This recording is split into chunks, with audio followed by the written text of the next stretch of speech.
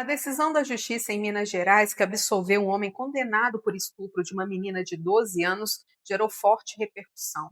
Para analisar os impactos jurídicos e sociais desse caso, nós conversamos com o promotor da Infância e Juventude e fundador do movimento Todos contra a Pedofilia, Carlos Fortes. Inclusive não segue as súmulas vinculantes do Supremo Tribunal Federal, que estão acima. Né? Eu acredito que essa decisão vai na contramão da lei e da jurisprudência, claramente. Antes de 2009, existia uma relativização que vinha da própria lei. Era violência presumida. Isso vigorou até 2009. Em agosto de 2009, foi promulgada uma lei chamada Lei da Dignidade Sexual. Eu me lembro muito bem, foi no ano central da CPI da pedofilia, eu estava lá no Congresso e assisti a essas discussões. E um dos objetivos principais da Lei da Dignidade Sexual foi acabar com essa celeuma, com essa discussão. Ou seja, estabelecer um limite objetivo, matemático, um marco ali, ó, pá, 14 anos completos, a pessoa não está proibida de manter relação sexual, ou depende da situação, mas menos de 14 anos é estupro em qualquer situação. Não há possibilidade de se dar consentimento, porque a lei considera a pessoa menor de 14 anos ainda incapaz para consentir em atos libidinosos. O direito penal é literal. Então, não dá para se considerar que há casamento, união estável, etc, etc. Nem vou me aprofundar nos fatos, não os conheço tão bem assim. Mas sei claramente que era uma criança de 12 anos. Se ela tinha 12 anos, ou tinha acabado de completar 12 anos, ou se tivesse 13, de qualquer forma, ela era menor de 14. Portanto, incapaz de consentir em um ato libidinoso. Pior, ela teve um incentivo da genitora, que é coautora do crime também, no meu entender, com agravantes, porque é uma pessoa que deveria protegê-la e, ao contrário disso, a conduziu ao estupro. E esse, pelo que eu sei também, sem me aprofundar, essa união, mesmo que houvesse, foi por brevíssimo tempo, em menos de um mês. Isso não é relevante para o caso.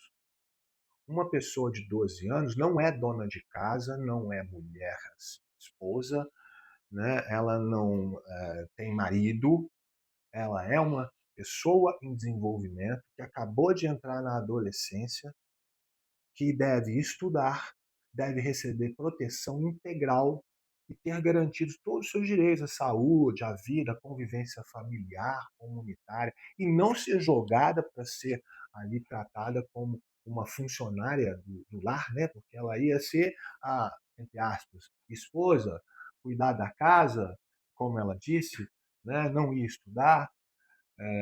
Bem, ela ia deixar de ser criança, queimar uma etapa que ela tem direito e ela precisa. Claro que ela própria nem tinha consciência disso, nem podia ter. Por isso mesmo não tem maturidade ainda. Normal, todos nós passamos por isso, de um jeito ou de outro. Mas a ela foi tomado esse direito de ser criança, de brincar, de estudar, de ser uma pessoa de 12 anos e não uma mulher de um traficante de 35 anos. O senhor citou aí, né, o avanço da lei, das normas. O senhor acha que uma decisão, e nas redes sociais o senhor colocou bem isso, né, que é um retorno da barbárie. O senhor acredita que é um retrocesso? Acredito sim, eu acredito plenamente que se prevalecer uma decisão dessas é um grande retrocesso, é uma rachadura enorme e triste no muro de proteção das crianças e adolescentes. Nós vamos voltar décadas. O tempo em que se falava aí, a título de galhofa, fulano vai casar na delegacia. Então agora isso, né, pode se tornar jurisprudência? Acredito que não. Acredito que não. Acredito muito no Ministério Público, acredito muito no Tribunal de Justiça de Minas Gerais e no Superior Tribunal de Justiça também, para que essa decisão seja reformada, porque vai contra a Constituição, vai contra o Estatuto da Criança e Adolescente, contra o próprio Código Penal. e contra o nosso sistema de proteção integral da criança e do adolescente. Se não for reformado, o senhor acha que abre um precedente? Com certeza, toda decisão é um precedente, mas é um precedente extremamente nocivo. Espero que não seja aberto. A grande maioria, aliás, do que eu sei, né, a totalidade das decisões em situações assim, são exatamente o contrário. Então, Que mensagem essa decisão transmite para a sociedade e para as vítimas? olha, eu prefiro transmitir uma mensagem no lugar dela. Acho que a gente tem que dar mais valor à questão positiva. Criança, menina, adolescente de 12, de 13 anos de idade, não é esposa, não está em união estável, não tem ainda, menino ou menina, capacidade para consentir na relação sexual. Né? Quem está dizendo isso é a lei, e isso foi muito discutido, não foi tirado de um dia para o outro, foi feito com base em muitos estudos e muitas discussões assim democráticas do Congresso Nacional. E nós temos sim que educar os nossos filhos, entender cada fase pela qual eles passam. Né? Infância é infância, adolescência é adolescência, idade adulta é idade adulta. A criança tem direito de ser criança, de viver como criança, sabe? De estudar, de brincar, de ter as coisas naturais de criança, assim como adolescente também. E o lugar de uma criança de 12 anos não é sendo mulher, esposa, ou seja lá o que for, de um homem de 35 anos, em circunstância alguma. O senhor colocou aí vários pontos em que a lei ela assegura, né, a infância, tem a questão de a legislação brasileira já considerar, né, que menores de 14 anos são absolutamente incapazes de consentir. Tudo isso está na lei, mesmo assim a justiça deu uma decisão que foi contrária a isso que já está previsto. O senhor acredita que é necessário uma revisão na legislação para deixar isso mais claro? Não, acho que a legislação é clara. Acho que ela tem que ser cumprida. O senhor acredita que o sistema de justiça ele está preparado para proteger integralmente as crianças e adolescentes diante dessa decisão? Não. Ninguém está preparado para proteger como deveria criança e adolescente. Nós temos aí, desde 1988, a prioridade absoluta nacional é a garantia dos direitos da criança e do adolescente. Está muito bonito no artigo 227 da Constituição brasileira. Agora, eu quero ver o dia que isso vier para a realidade e a gente colocar isso em prática. Né? Claro, tem muita e muita gente boa trabalhando sim para colocar a criança em primeiro lugar. Tem, mas ainda falta muita coisa. Ainda falta muita coisa. E uma decisão que deixa de punir uma situação de estupro é uma decisão que pode acarretar, inclusive, muitos traumas na vítima, que se sente desvalorizada diante disso aí. No meu livro Todos contra a Pedofilia tem até um estudo feito sobre a relação do autoextermínio com a ausência de punição em caso de violência, inclusive sexual. Aliás, principalmente sexual. Então, é muito importante que a sociedade esteja atenta, mas eu confio no Ministério Público, já disse, e no sistema judiciário para que esse processo siga seu trâmite legal, normal, né? E esse recurso venha a ser julgado e provido em favor do Ministério Público, ou seja, para a condenação desses estupradores da menina de 12 anos. Doutor, esse é um caso, o senhor até citou na sua postagem nas redes sociais, e um caso também que foi bárbaro, envolvendo o piloto da Latam. E também envolve parentes próximos, né, dessas crianças. O que o senhor acha que falta para, né, para reforçar ainda mais esse combate à pedofilia, a esses casos que colocam essas crianças em situação de vulnerabilidade?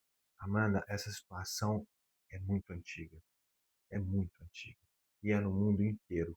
A gente vê casos aí de tráfico de crianças, um caso que está em voga no momento, famosíssimo, do Jeffrey Epstein, né, da ilha dele. Ele foi condenado por tráfico de crianças para prostituição pela primeira vez. Depois estava sendo processado, já preso, pelo mesmo motivo, ou seja, crime de pedofilia. Ele estuprava crianças. O príncipe Andrew, irmão do rei da Inglaterra, está preso, ou esteve, não sei se ainda está preso, pelo mesmo motivo. Aquelas festas do chamado P. lá nos Estados Unidos, em Hollywood, envolvendo artistas famosíssimos, pessoas poderosas da música, do cinema. A gente vê o caso do Samuel Klein e do Saul Klein, das Casas Bahia, que durante décadas exploraram meninas, crianças e adolescentes aqui no Brasil e não tiveram punição nenhuma até agora. Né? A gente vê o Vivian da CPI da pedofilia, os casos lá de Roraima, do interior de São Paulo, de lá de Alagoas, do Rio Grande do Sul, esquemas, né, E o que que que impede essas punições, Casé, no seu ponto de vista? olha, algumas acontecem, outras não. É um sistema bem complexo, mas tem muita gente poderosa que não tem interesse em que essas pessoas sejam punidas. Então, acho que nós temos que ter coragem e fé e lutar e nos manifestar, sim, como a gente vem fazendo aí há mais de 20 anos, né, sem desistir, porque uma hora nós vamos conseguir, já conseguimos muita coisa, já eu digo nós, todas as pessoas interessadas no mundo nesse sentido, porque embora tenha havido muitas derrotas, pessoas morreram nesses casos graves internacionais, né, hoje nós temos mais conhecimento. Né? Você vê como as pessoas estão atentas quando sai uma decisão como essa que nós comentamos aqui. Claro que o Ministério Público está sempre atento. E se ninguém ficasse sabendo disso, tenho certeza que o recurso do Ministério Público ia ser o mesmo. Né? Mas é importante a manifestação das pessoas, especialmente no ano eleitoral. Isso é legítimo, isso é democrático. É a gente dizer para os nossos governantes o que nos interessa, o que nós queremos. E nós já está mais do que provado que o povo brasileiro quer a proteção das crianças. Nós não queremos. Você vê aquele caso que foi comentado pelo Felca recentemente, o Ítalo e o seu companheiro foram condenados. Né? Demorou, como dizem coloquialmente. Existem muitos outros casos que precisam ser descobertos e processados também. Né? A gente tem que colocar leis em prática. E a gente faz isso com a nossa vigilância, com o nossa cobrança das autoridades, sabe? É um momento muito importante. Muitas coisas que estavam escondidas estão aparecendo. Acho que outras mais irão aparecer. E nós devemos estar aí mantendo, né, a nossa postura de defesa das crianças. Dizer que é isso que nós queremos, sabe? Especialmente num ano de eleição. É legítimo, repito, e deve ser feito.